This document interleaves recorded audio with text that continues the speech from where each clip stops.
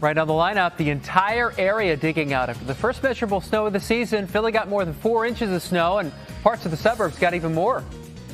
A shocking story out of Hollywood after a 911 call leads paramedics to find legendary director Rob Reiner and his wife stabbed to death in their home. And the Eagles finally pick up a much-needed win after losing 3 games in a row. Find out why they're not taking it for granted. Those stories and more on today's edition of The Lineup. It's Monday, December 15th, 2025. Hey, everyone. I'm NBC 10's Keith Jones. And I'm NBC 10's Erin Coleman. Let's get you up to speed with what you need to know today, starting with icy conditions really all over the region. Take a look at Main Street, Manayunk. It's an area that's notorious for slick spots and ice on the sidewalks and shoulders. The roads, though, pretty much clear. Yes, people spent a lot of time clearing the snow with shovels and snowblowers before it could freeze up in the brutal cold this morning. Other people were busy using brushes to clear off their cars. Boy, the wind picks up, it'll get a gust, it blows back in your face. It's not fun. Yeah, there was also time for some fun with families hitting the sledding hills. And take a look at the conditions in South Jersey. Temperatures dropped last night. Uncleared snow on roads quickly turned to ice. Crews have been working through the night to clear those roads, parking lots, sidewalks. They also added salt to the surfaces to get things ready for the morning. All right, we got to get to some heartbreaking and shocking news, frankly, out of Hollywood. Legendary movie director Rob Reiner and his wife were found stabbed to death in their Los Angeles home. Yeah, police say paramedics were called to the home yesterday afternoon, but police couldn't begin investigating until they got a search warrant. A deputy chief with LAPD says right now they believe this is a homicide, but he wouldn't confirm information about a suspect. At this time, the Los Angeles Police Department is not seeking anyone as a suspect or as a person of interest or in any other manner, and we will not be doing that until we conduct our investigation and we move forward. Reiner's known for a wide range of hit movies and TV shows like All in the Family and the film When Harry Met Sally. Rob Reiner was 78 and his wife Michelle was 68. They leave behind 3 children. We've got new developments in a pair of shootings making headlines around the world. A manhunt is still underway for the gunman in the deadly shooting at Brown University. Authorities announced last night that they were releasing a person of interest because the evidence now points in a different direction. 2 people were killed, 9 others injured when someone opened fire at an engineering and physics building on campus in Providence, Rhode Island, Saturday. Last night, the community came together for a vigil to remember those victims.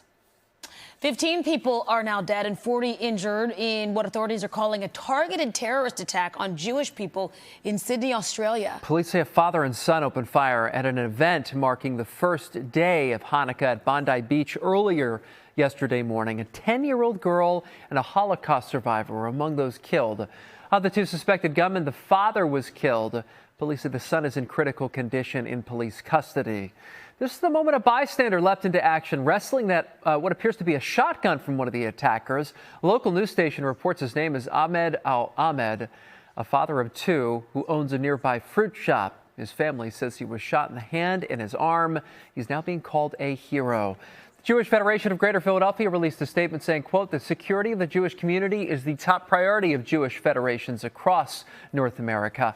All Jewish federations and their community security initiatives are on full alert for the Hanukkah celebrations in their communities, working with all our law enforcement partners. And while the mourning for people killed in that shooting continues, people of the Jewish faith will still continue celebrating Hanukkah in solidarity.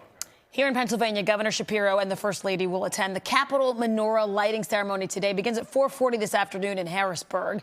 People kicked off Hanukkah in Cherry Hill. Look at that. An 18-foot-tall menorah was lit at Barclay Farm Shopping Center last night. The celebration also included traditional latkes, a hot cider, and a hot cocoa bar, and live music.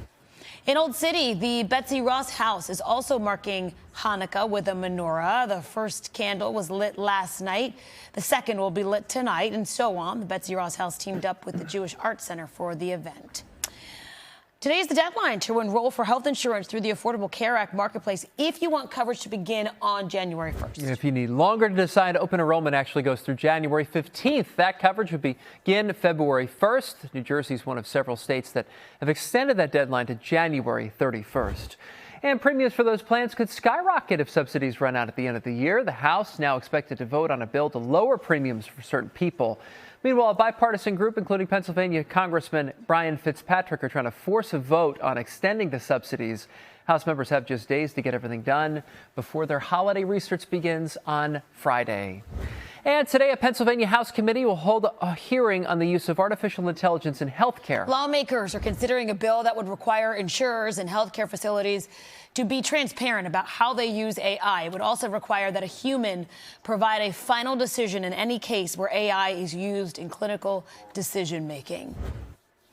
The Eagles stopped a 3-game losing streak with a win over the Raiders, and not just any win. Their first shutout win in 7 years. It was hard to believe that since 2018 they haven't blanked the team, right? Dallas Goedert had 6 receptions for a game-high 70 yards and a pair of scores. A.J. Brown and Saquon Barkley, they had 2 more touchdowns. The Eagles win at 31-0. It's the type of victory everyone expected over a 2-win team, but they're not taking it for granted. Man, we just haven't been playing good ball. I mean, I'll just call it how it is. We just haven't been. So you got to celebrate the moments that we do. We got to treat every game individually and treat every day individually in pursuit of our best self.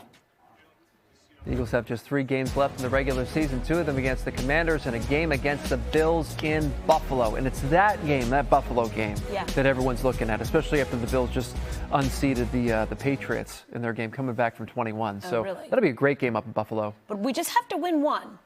Yeah, they're going to secure this NFC East, right? Because the only contender is the Dallas Cowboys. They've got a 1% chance of making the playoffs, let alone the NFC East. It'd be catastrophic if somehow the Eagles mess this one up. Well, one game at a time, but I'm feeling pretty good, especially after yesterday's kind of blowout. They're pretty much locked into that 3 seed in the postseason too. So, these games are all kind of character-building games. If they get into the season with a bunch of wins in a row, that'd be big for this team because I think they need that footing. Yes. Especially if that 3-game losing skid. Confident going into this. All right, that does it for today's edition of The Lineup. For Erin Coleman, I'm Keith Jones, where we can get NBC 10 News updates right here on the NBC 10 app. You can catch us weekday mornings from 5 to 7 a.m. Have a great day. We'll see you.